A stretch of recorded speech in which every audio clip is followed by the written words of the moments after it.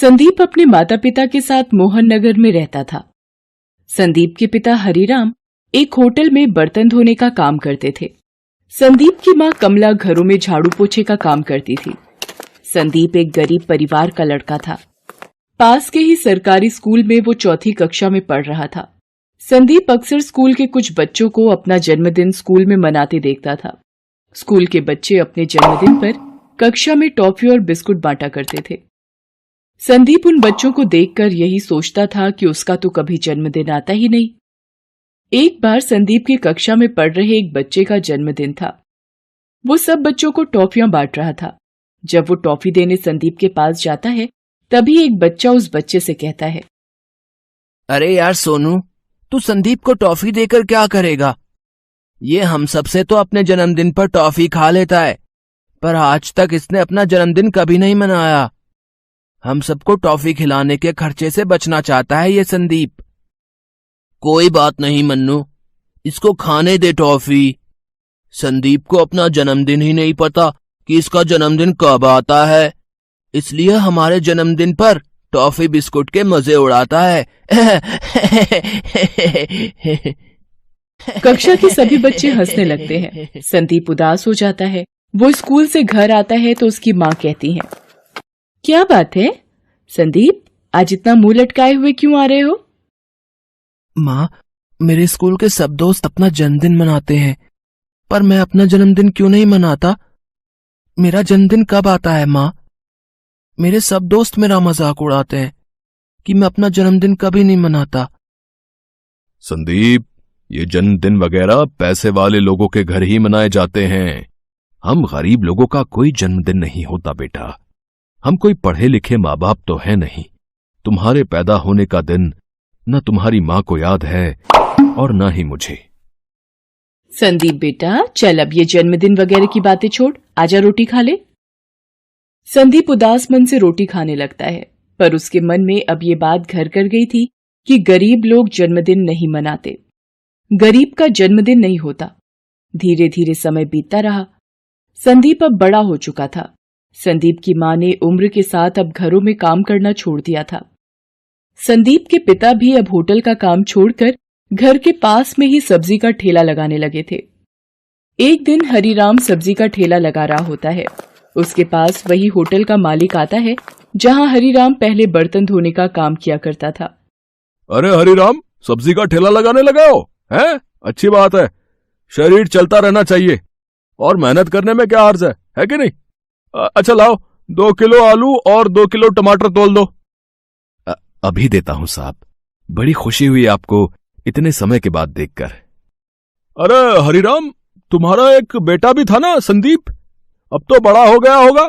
आजकल क्या कर रहा है? कुछ नहीं मालिक, अभी 12वीं पास की है उसने, तो घर पर ही है। अब कॉलेज की पढ़ाई के लिए पैसे भी तो चाहिए, इसलिए अभी पढ़ाई रोक दी है उसने। उसे भी कहीं किसी दुकान पर कोई काम मिल जाए तो घर खर्च में आसानी हो जाएगी और पैसे कमाकर आगे की पढ़ाई भी कर लेगा। अच्छा, तो ये बात है। अच्छा, एक काम करो, मैंने बड़े बाजार में एक नई बेकरी खोली है, तो मुझे वहां पर एक लड़के की जरूरत है जो बेकरी की देखभाल भी कर सके और लोगों के घरों तक ऑर्डर भी पहुंचा सके। तुम चाहो तो कल से ही संदीप को नौकरी पर भेज सकते हो। 8,000 रुपए महीना की तनख्वाह पर रख लूंगा। क्यों, सही रहेगा ना तुम्हारे लिए भी?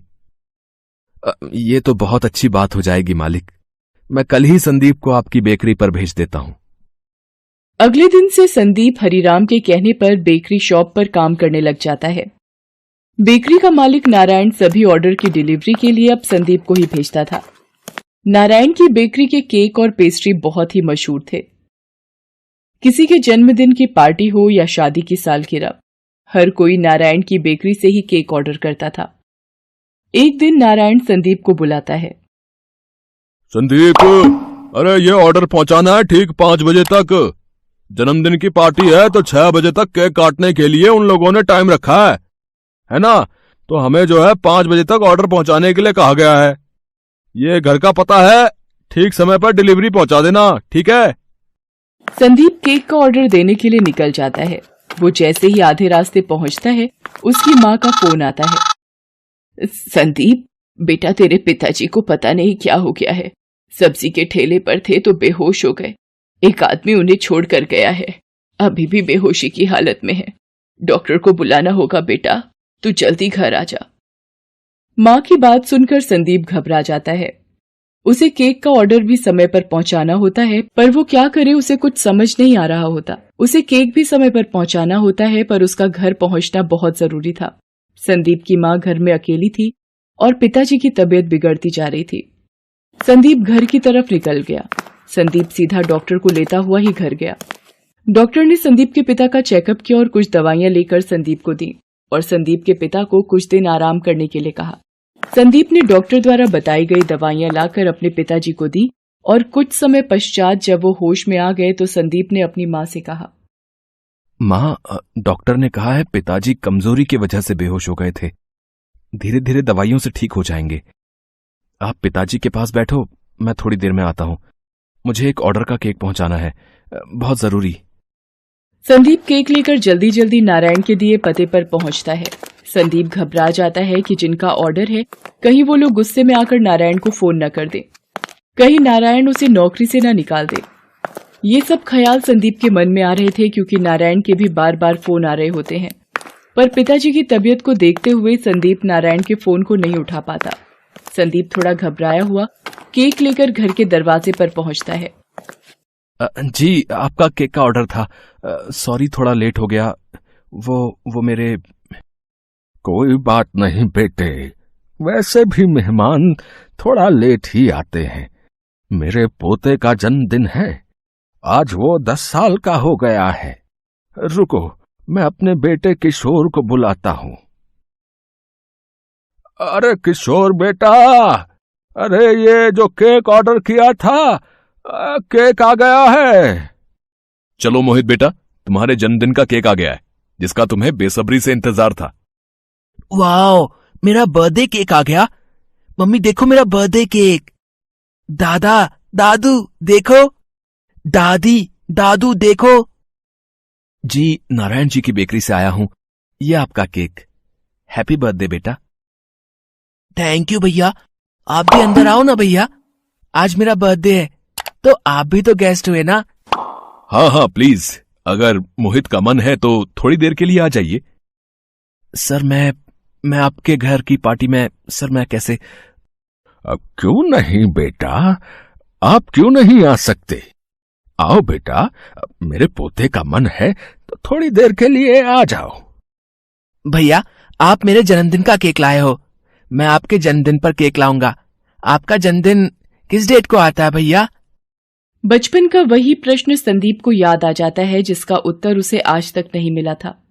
वो चुप हो जाता है। मोहित दोबारा उससे वही प्रश्न करता है। इस पर संदीप कहता है, पता नहीं मोहित बेटा, मैंने कभी अपना जन्मदिन नहीं मनाया, इसलिए मुझे पता ही नहीं कि मेरा जन्मदिन कब होता है। इस प्रश्न का उत्तर तो मैं भी आज तक ढूंढ रहा हूं। जब भी मैंने अपने माता पिता से यह पूछा कि मेरा जन्मदिन कब होता है, मेरे माता पिता ने हमेशा यही कहा कि गरीबों का जन्मदिन नहीं होता, गरीब जन्मदिन नहीं मनाते। कोई बात नहीं भैया, मैं आपका जन्मदिन मनाऊंगा। पापा, दादू, हम कल भैया का जन्मदिन मनाएंगे। हम भैया के घर चलेंगे ना पापा? हाँ हाँ मोहित बेटा, हम कल इन भैया के घर जरूर चलेंगे। अगले दिन पिता की तबीयत की वजह से संदीप छुट्टी पर होता है। मोहित अपने पिता और दादू को लेकर नारायण की बेकरी पर जाता है। नारायण को लगता है कि कल केक लेट हो गया था, शायद इसी वजह से वो संदीप की शिकायत लेकर आए हैं। नारायण उन्हें बताता है कि संदीप के पिताजी की तबीयत खराब है, कल इसी वजह से उसे आपके घर आने में देर हो गई थी। जब वो उनके घर केक देने जा रहा था तो रास्ते में ही उसकी माँ का फोन आ गया था कि उसके पिताजी की तबीयत अचानक खराब हो गई है, इसी वजह से उसे केक देने में देरी हो गई। मोहित के पिता और दादू नारायण को बताते हैं कि पार्टी शुरू होने से पहले ही संदीप केक ले आया था। संदीप ने अपनी जिम्मेदारी पूरी तरह निभाई है। वो नारायण से संदीप के घर का पता पूछते हैं और एक बढ़िया सा केक भी खरीदते हैं। वो संदीप के घर पहुंचते हैं। संदीप मोहित और उसके पापा व दादू को देखकर हैरान रह जाता है। वो अपने माता पिता से उन्हें मिलवाता है। संदीप भैया, हैप्पी बर्थडे। ये लो आपका बर्थडे केक। कल आप मेरे बर्थडे पर आए थे, आज मैं आपके बर्थडे पर आया हूँ। आओ संदीप भैया केक काटते हैं। आओ बेटा संदीप, अपना जन्मदिन मनाओ और ये केक काटो। मोहित को बहुत खुशी होगी। और बेटा, आज के बाद कभी भी ये मत कहना कि आप गरीब हो बेटा, ठीक है?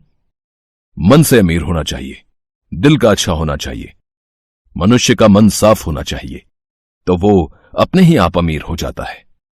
सब मिलकर संदीप का जन्मदिन मनाते हैं। संदीप और उसके माता पिता बहुत खुश होते हैं। संदीप की आंखें खुशी के आंसुओं से भर जाती हैं। थोड़ी सी खुशी भी